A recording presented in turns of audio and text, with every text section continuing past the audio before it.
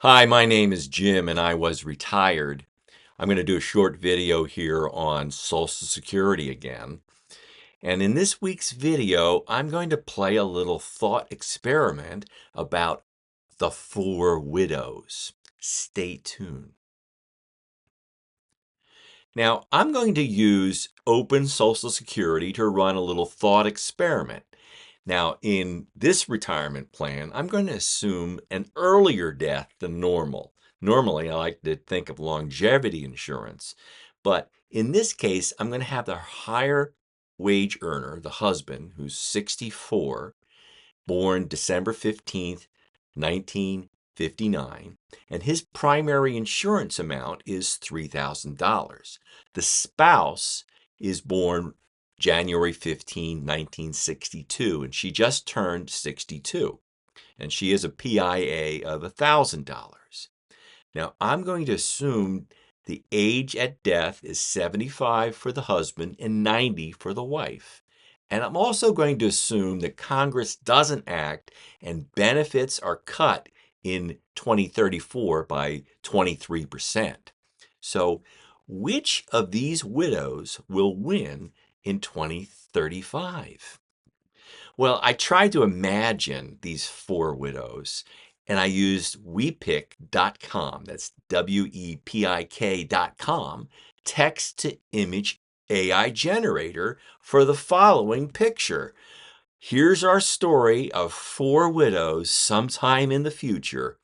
The year is 2035, a year after everyone's Social Security benefits have been cut by 23%.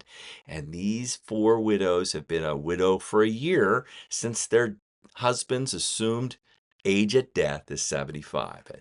They're now 73. So, how did I do this? I entered all this information in Open Social Security by Mike Piper, and it's important to click here for special circumstances that may apply so that you could specify mortality and the future cuts. And then you go through and just enter all of the ages that we've talked about. And you go through and enter all of the other ages and information from the prior screen. Their PIAs, the ages. Make sure that you select the age assumed at death at 75 for the husband, and then when you get down to the wife, make that 90. Now, it's important at the very bottom that you also select that button that says, do I want to assume anything else? Yes, I want to assume a cut in 2034, and then generate the numbers. Mike Piper generated here. Now, of course, he'll come out first here with his recommended solution based on the present value of cash, but I'm not going to use those. That's a little complicated for this. I just want to go down and say, let's see if they all applied right now. And I'm going to submit and create this table here below on OpenSocialSecurity.com. And you take all of those values for all of the columns of how much your benefit is, how much the wife's benefit is, and the total. Take it all the way down to the bottom till her age, her death at age 90, and then copy that data and then paste it into numbers. And you paste it here in numbers, and I created a sheet for each of these scenarios. Now, before we look at the results, please like and subscribe to this channel and then hit that bell notification if you like entertaining ideas from a DIY retiree. I'm not a professional. I'm not selling you a course. I'm simply sharing my perspectives to help you prepare for your own DIY retirement. So after pasting all of those data sheets into numbers, I created this sheet here with the following charts. And this first chart looks at the yearly totals for our couple. The blue line represents those that filed now in 2024. The green line shows our husband filed his at FRA and the widow filed at her FRA. The gold line shows a widow that filed now in 2024.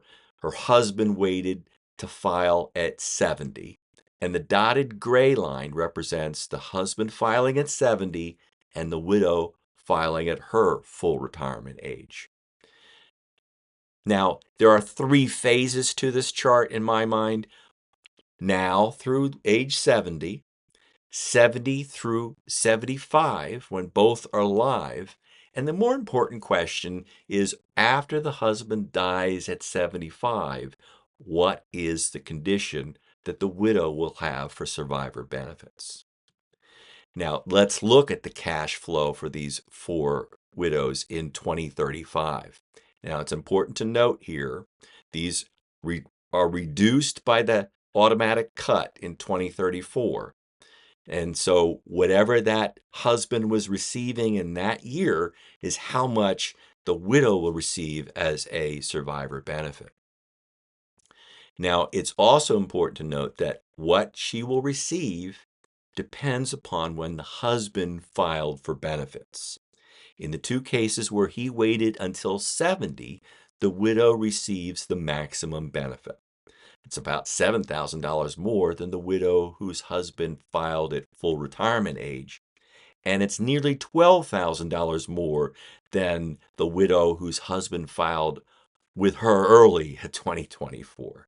But when you look at the lifetime totals for our couples, you can see even more stark differences for the 4 widows. The one who filed in 2024 will have seen $861,000 in her lifetime. The widow who filed at FRA, and her husband also filed at his FRA, will see about $30,000 more in lifetime income. The widow whose husband filed at 70 and she filed at her full retirement age will see $942,698. But the one who filed now in 2024 and then waited for her husband to file for his benefits at 70 received nearly $21,000 more in her lifetime. So, should the wife file at 62? Should she file now? But there are caveats to filing early that the widow needs to think about before she files at 62. First is she working? Before full retirement age, anything that she's earning may go towards an earnings limitation that will preclude some of the Social Security benefits and actually postpone it later. It's never wiped out, but it's postponed to later. The other question is, are you using ACA premium tax credits, and how will Social Security benefits calculate into the modified adjusted gross income? And are you and your husband thinking about Roth conversions, and how does that income affect any Roth conversion calculations that you're planning? So you'll also need to think about, are you going to spend it or invest it?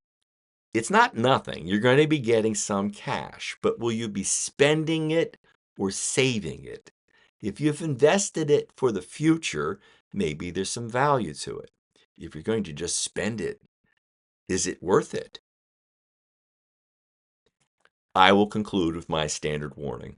I am not a financial planner. I'm not an accountant. I have no initials after my name. So take these as entertaining ideas from one educated consumer to another. Always do your own due diligence and seek out a professional if you need one. See you next week.